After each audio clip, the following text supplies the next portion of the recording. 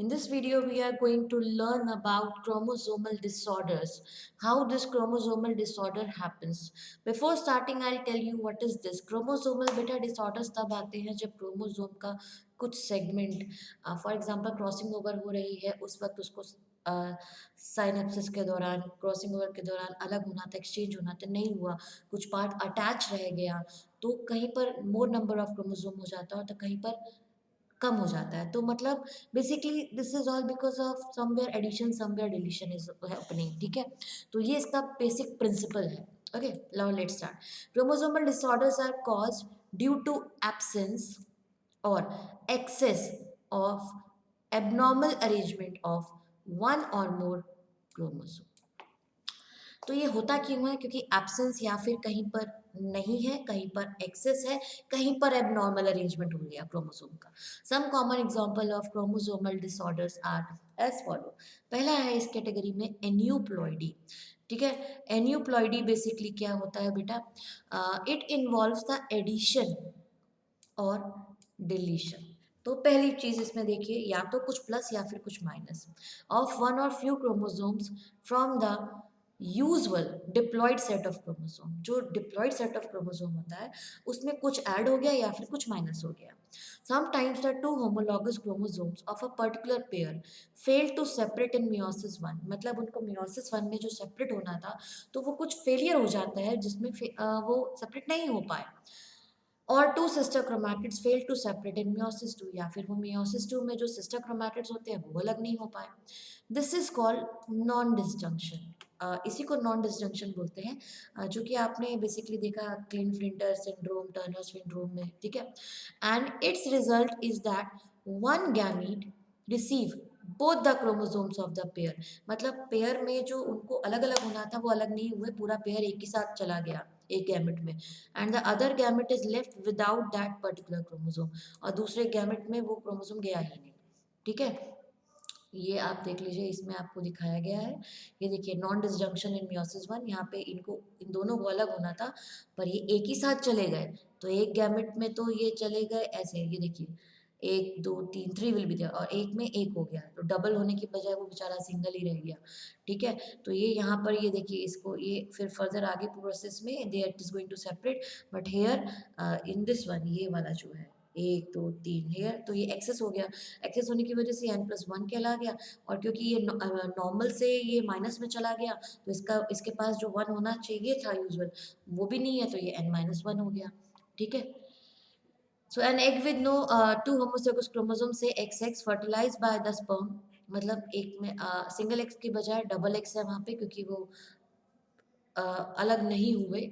ठीक है, fertilize by the sperm with one homologous chromosome से एक्स और Y will form an individual with three homologous chromosome। This is correct only, क्योंकि they are supposed to get separated but they did not got separated, that is the reason they are staying together, and when they are staying together they are two in number, so when they will be combining with either x or y then they will become three, तो XXX और XSY in this case। so the XSY individual is sterile male, क्योंकि यहाँ पे Y determine कर रहा है sex.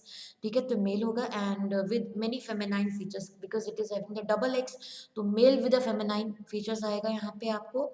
ठीक है, union of an egg without X chromosome with an X carrying sperm produce an individual having the single X chromosome. तो बेटा उसमें एक ही एक्स आएगा क्योंकि दूसरे वाले में तो कुछ है ही नहीं है। This is the sterile female with many masculine feature। The presence of single copy or three copies of particular chromosome, that is X or triple X, is called monosomy, that is 2n minus 1, और trisomy 2n plus 1। तो 2n में -1 होगा तो mono, 2n में plus होगा 1 तो trisomy. And aneuploidy having 4 copies of one chromosome is called tetrasomic. और अगर 2n में +2 होगा तो बेटा ये 4 होने की वजह से टेट्रा। ठीक है, trisomy, this one trisomy and tetrasomy are thought to have produce new species. इनकी वजह से नई स्पीसीज प्रोड्यूस होती है, such as apple and pear, by secondary polyploidy and aneuploidy lacking a pair of homologous chromosome। और अगर aneuploidy में बेटा 2n में -2 कर दिया तो क्या हो गया? कुछ भी नहीं बचा, तो इट मीन्स नलीसोमी, कुछ नहीं है, null. Aneuploidies of two type, one involving loss of chromosome is called hypoploidy जिसमें माइनस होता है, और एंड अनदर जिसमें एडिशन होता है उसको हाइपरप्लॉइडी बोलते हैं, 2n+1 की। ठीक है, एन्यूप्लॉइडी के ये दो टाइप्स है, हाइपो और hyper. The organism showing aneuploidy is called aneuploids और हेट्रोप्लॉइड्स। उन ऑर्गेनिज्म को एन्यूप्लॉइड्स या फिर हेट्रोप्लॉइड्स कहा जाता है। एन्यूप्लॉइडी में also arise by loss of some chromosome from the normal और polyploidy number through faulty mitosis, mitosis में कुछ फॉल्ट हुआ जिसकी वजह से अनइक्वल डिस्ट्रीब्यूशन ऑफ क्रोमोसोम हुआ। ठीक है, अनइक्वल डिस्ट्रीब्यूशन की वजह से ये कंडीशन डेवलप होगी। Now, polyploidy, poly as the name itself indicates more in number. It is the addition of one or more complete set of chromosome or genomes. ठीक है, set of chromosome यहाँ पे पूरा जा रहा है एक साथ. It is called genomic mutation. Sometime in meiosis 1, all the synapsed homologous chromosome fail to separate. मतलब सब साइनेप्सिस में जो जिनको अलग होना था वो नहीं हुए, तो किसी एक ही पोल पे चले गए सब। ठीक है, this produce a diploid gamete. A diploid gamete on being fertilize by haploid gamete, तो ये डिप्लॉइड गैमेट बना यहाँ पे, and when they are going to get one haploid gamete for the fusion, then they will become triploid, and if ठीक है, triploid तो 3 set of chromosome हो जाएगा, and on being fertilized by diploid gamete, और diploid gamete से अगर वो fuse हो जाते हैं तो वो टेट्राप्लॉइड बन जाएंगे। ठीक है, individual carrying 4 sets of chromosome. So the polyploids have characters entirely different from those either parent but inheritable. तो पेरेंट्स तो डिफरेंट है बट इनहेरिटेबल कैरेक्टर्स हैं। In general the polyploids are more nearly normal in appearance than aneuploids. Aneuploids से अगर compare करेंगे तो पॉलीप्लॉइड्स काफ़ी हद तक नॉर्मल दिखते हैं। वन एक्स्ट्रा और missing chromosome apparently disturb genetic balance. तो एक्स्ट्रा होने की वजह से बेटा जेनेटिक बैलेंस तो डिस्टर्ब होता ही है, and does an additional full set of chromosome, full set of chromosome आ गया है इसमें। So polyploidies of two types, autoploidy और एलोप्लॉइडी। ऑटो और एलो, ऑटोप्लॉइडी देख लेते हैं और एलोप्लॉइडी भी देखते हैं। Autoploidy arise by increase in the number of chromosome set of the same species. ठीक है, it is thus an intra species polyploid, क्योंकि बेटा जब इंट्रा हम तभी यूज़ करते हैं जब विद इन द सेम होता है। ठीक है, if there is a match in between your school only तो इंट्रा है, if there is a match in between you and other school then it is interspecific. ठीक है, for instance a diploid species having two similar chromosome set A will change into an auto triploid triple A by duplication of the chromosome of one set into an auto tetraploid 4 times A by duplication of the chromosome of both the set. अगर duplication chromosome के एक set का होता है तो auto triploid है, और अगर डुप्लीकेशन क्रोमोसोम के ये जो आपका ये जो सेट है इसका डुप्लीकेशन 2 टाइम्स है, बोथ सेट का होता है, तो ये टेट्राप्लॉइड हो जाएगा। The autoploids have set of the same genome. The autoploid is sterile, ये इंपॉर्टेंट है, because the chromosome of this third set have no homologous to pair, उनके साथ में पेयरिंग करने के लिए कुछ नहीं होता with in meiosis. It can be propagated asexually. Seedless watermelon produced by H. Hirana in Japan is autotriploid. Seedless grapes and banana are autopolyploids. Certain crops such as maize, rice, gram are autopolyploids. Autopolyploid is rare in nature. It is easily induced by temperature, variation, radiation, chemicals. तो ये सारे factors in पे effect करते हैं, और colchicine and ग्रेनोसिन ये सब effect करते हैं, इसलिए इनका रेयर एग्जिस्टेंस होता है। एलोप्लॉइड देख लेते क्या होता है, ये हाइब्रिड होता है, वो तो विद इन द सेम है, ये हाइब्रिड हो रहे हैं, इंटर स्पीसीज है।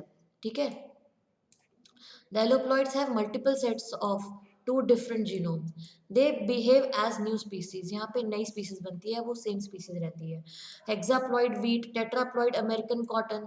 A classic example of alloploidy is a new plant species, Rifano-brassica, produced by Russian genetist G.D. Karpykenko. In the year 1927, he crossed two plants of different genera. But this much you are not supposed to write. Actually, you have to learn the example of that particular species, that is Rifano-brassica. ठीक है, और other example में आप code सकते हो, red करिए radish Riphanus sativa and the cabbage Brassica oleracea, each of which has 9 pair of chromosome, that is 18 अगर आप उसका पेयरिंग के हिसाब से देखते हैं।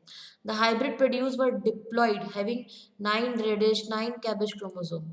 All hybrid except a few were sterile because of chromosome of different plant genera. तो अलग अलग प्लांट जेनरा के क्रोमोसोम होने की वजह से वो कैसे थे, स्टेराइल। ये इंपॉर्टेंट है आपके लिए। In such sterile hybrid, doubling of chromosome occurred from 36 chromosome, 9 pair of radish और 9 pair of cabbage, एक ही organism में अलग अलग तरीके के। These plants then breed true because 36 chromosome could from 18 pairs. हाँ ठीक है, तो 18 पेयर्स बनेंगे इन 36 के, और आप यहाँ पे देख सकते हो कि यहाँ पे अलग अलग वैरायटीज एक साथ कंबाइन कर गई हैं। तो ये बेसिकली स्टीराइल रहते हैं, इनकी नेक्स्ट जनरेशन यूजुअली नहीं आती है। ठीक है, so this was all about the chromosomal disorder for today, and the examples I have already given you. Okay, that is in a human, that you have seen Klinefelter syndrome, Turner syndrome. Okay, that is under the part of chromosomal disorder. This much for today. Thank you.